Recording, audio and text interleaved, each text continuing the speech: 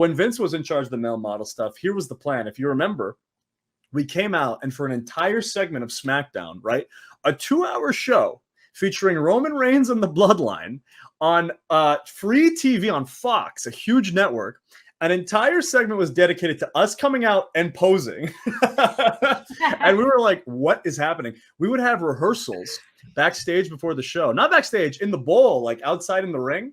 And I remember, I'll never forget, it was the lead up to Money in the Bank. And all these ladders were around, right? Because they put them on the set.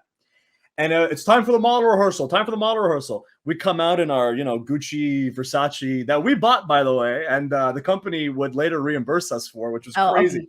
Every week we'd go to the mall and buy clothes for our model gimmick. And the company would say, here's a few $1,000s to buy that and that and that. We were like, that's the dream. What a sweet gig, right? My wife was really jealous. I'm jealous right now. Yeah.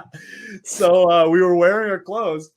And then they're like, wait a minute. Get all these ladders out of here. Get these ladders out of here. We're like, oh my God, they're actually get talent. Everyone leave the ring, leave the stage.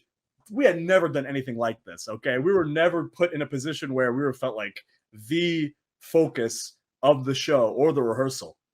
So we get out there and they're telling us how to pose. They're telling us how to look at the camera and for how long. And then we hear Vince is coming. And Vince McMahon descends from the rafters like Sting. He's like, and by the way, he never goes to rehearsal. He's always in his office. He used to, like back in the day, like 90s, 2000s, some of the 2010s, but for most of the time, he's just in his office. And he comes down and he's looking at us. He's looking at us on that podium.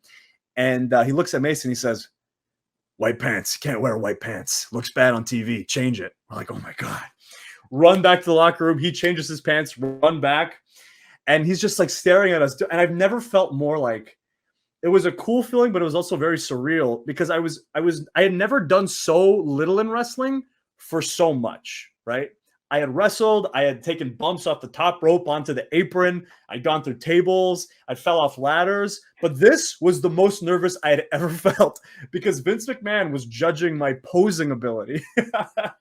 So after that happened, we did our debut modeling segment. And then the next week we did our tennis fashion show.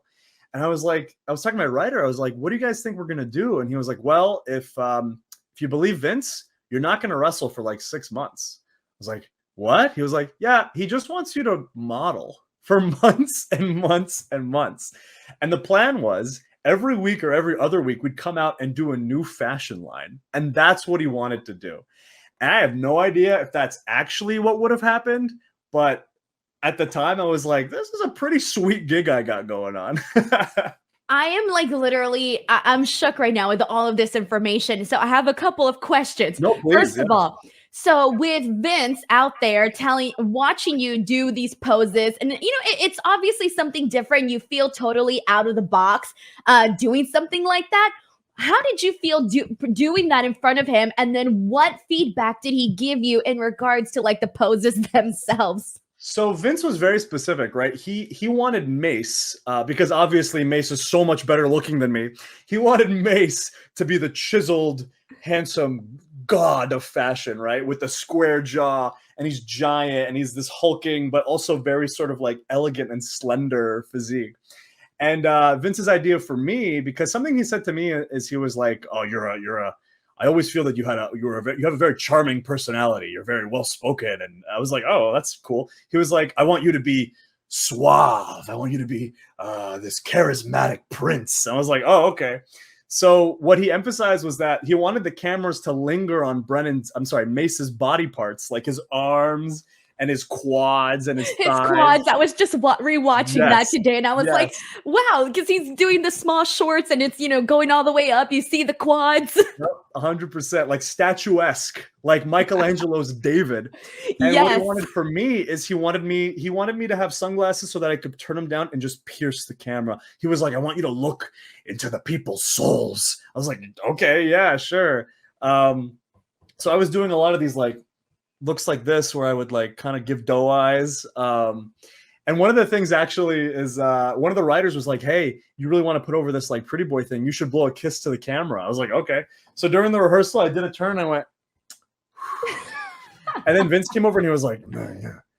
maybe don't blow a kiss. I was like, okay. The kiss is what did it, was what was over the top, too much. That's where he draws the line. He's like, this is turning into something else now. Yeah, and it was so surreal because we actually also, I don't think we ever told this story.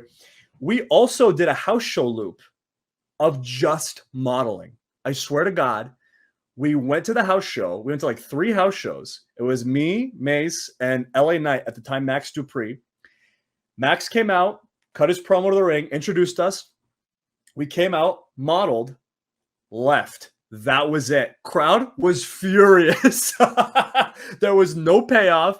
No babyface came out to beat us up. We just modeled. And when I asked the producer, I was like, hey, like, why are we doing this? Like, I feel like it's kind of like the crowd's not liking this. He was like, well, Vince thinks that you guys should get practice. I was like, practice? Wait, practice to just come out there and model. Yes. Wow. Yes. So, you know, it's so crazy to me because this is an idea that you said that Vince had for a while and he really wanted to see it happen. But wouldn't you think that there would be more to that if he had this idea for quite a good amount of time? So here's my hypothesis with Vince. And I don't really know him that well, obviously, but here's what I guess. Vince McMahon has probably seen more wrestling than anyone else on earth. I imagine he's seen it all and he's not impressed by anything anymore. So what does he want? Something completely different, which to a majority of the audience they're gonna be like, what is this? Why are we watching this? But to Vince, it's like genius. I assume that Vince just at some point just wanted to put stuff on TV that popped him. I feel like that's kind of the natural progression of every promoter.